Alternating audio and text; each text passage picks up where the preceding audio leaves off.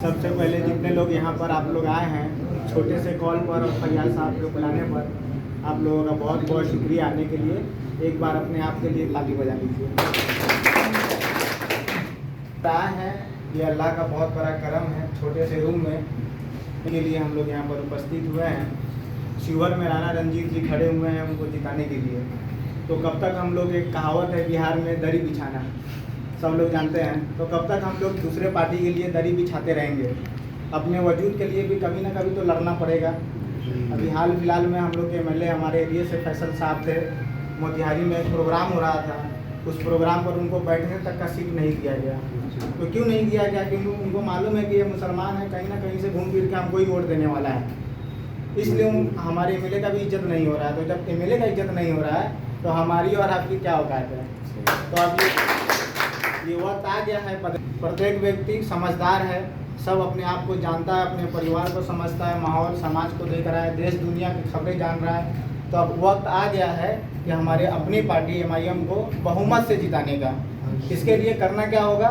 जितने भी लोग आए हैं, कोशिश कीजिए कि कारखाने में बकरीद में तो सब आदमी घर जाता ही है, या फिर 70-80% लोग गाँव चले जाते हैं। तो कोशिश ये करना है कि 8-10 तारीख को जाने वाले जो लोग हैं वो 20 तारीख तक, 21 तारीख तक चले जावे।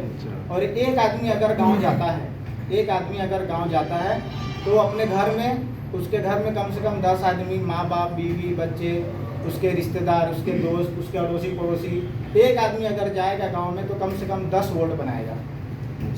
इस हॉल में 100 आदमी है, अगर 100 आदमी जाते हैं तो 10 से मल्टीप्लाई कीजिए तो कम से कम 10,000 वोट आप लोग बना सकते हैं। इतना ताकत है अपने में।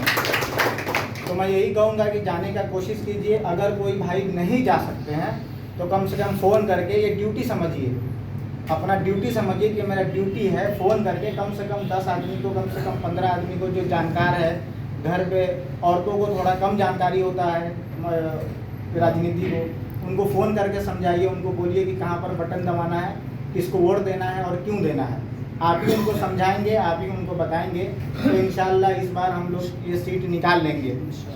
जीत हार मुकद्दर है, ये अल्लाह के हाथ में है, लेकिन कम से कम हम लोग अपना एक ताकत दिखा देंगे।